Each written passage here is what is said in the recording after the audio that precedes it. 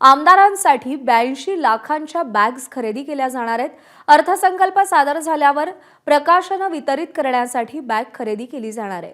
82 लाखांच्या बॅग खरेदी प्रस्तावाला शुक्रवारी मान्यता मिळाली आहे। अनाठायी खर्चाला कात्री लावलेली असतानाच दुसरीकडे महागडी बॅग खरेदी होताना आपल्याला दिसतेय। विधिमंडळ सदस्य आणि इतरांसाठी ट्रॉली बॅग खरेदीचा शासन निर्णय आहे।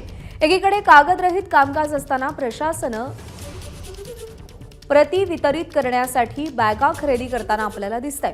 अर्थसंकल्पीय प्रकाशनं विविध अहवालांसाठी या बॅगची खरेदी केली जाणार आहे। अर्थसंकल्प पेनड्राईव्ह मध्ये दिला जात असतानाही बॅग खरेदी कशासाठी हा सवाल उपस्थित होतोय।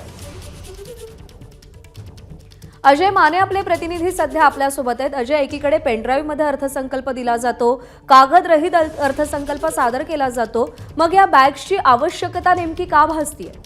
अगदी महत्त्वाचा प्रश्न जो आहे तो आता समोर आलेला आणि खरं तर वित्त विभागानेच हे एकीकडे वित्त विभागाने आज 2 पत्रक काढलेले, त्याच्यातले एक पत्रक जे ते काल 2 पत्रक शासन निर्णय काढले, त्याच्यातले एक शासन निर्णय हाच आहे की तब्बल 82 लाख रुपये जे ते बॅगेंसाठी खर्च करणारे, यात मग विधान परिषदेचे 78 आमदार आणि विधानसभेचे 288 आमदार यांना प्रत्येक अर्थसंकल्प सादर झाल्यानंतर बॅग दिली जाते। पण मागच्या 5 वर्षापासून जर पाहिलं तर कागद विरहित अर्थसंकल्प जो आहे तो सुरू केला गेला आहे एकंदरीत, आणि त्याच पार्श्वभूमीवर हे सगळं अर्थसंकल्पाचं सादरीकरण जे ते आता थेट पेनड्राईव्ह मध्ये देण्यात येतं। आणि त्याच्यासोबत जर पाहिलं तर मागच्या 5 वर्षापासून जे ट्रॉली बॅग देण्यात येते, खरं तर ही ट्रॉली बॅग देण्याची परंपरा होती, पण कागद विरहित त्याच्यात संपूर्ण कागद आणि डायरीज असायचे म्हणून ही बॅग देण्यात यायची। पण आता पेनड्राईव्ह देण्यात येतो, त्यामुळे मग ह्या बॅगची गरज काय, हा एक महत्त्वाचा मुद्दा। आणि त्यासोबतच खरं तर 82 लाख ही एवढा मोठा खर्च जो आहे या बॅग घेण्यावर करण्यात येणार आहे। आता ह्याला जोडून आणखी एक शासन निर्णय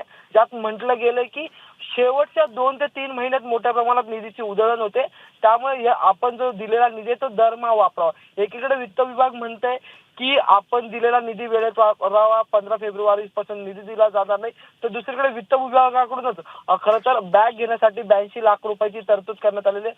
त्यामुळे आता पुन्हा एकदा विरोधकांच्या सुद्धा भुवया उंचावल्या जातील आणि त्यासोबत हा मुद्दा उपस्थित केला जाईल की पेनड्राईव्ह दिला जात असताना एवढा छोटा पेनड्राईव्ह, एवढ्या मोठ्या बॅग आहेत आणि त्या एवढ्या छोट्या पेनड्राईव्ह साठी 82 लाख रुपये खरंच गरजेचे आहेत, हा प्रश्न सुद्धा निर्माण होताना पाहायला मिळतोय।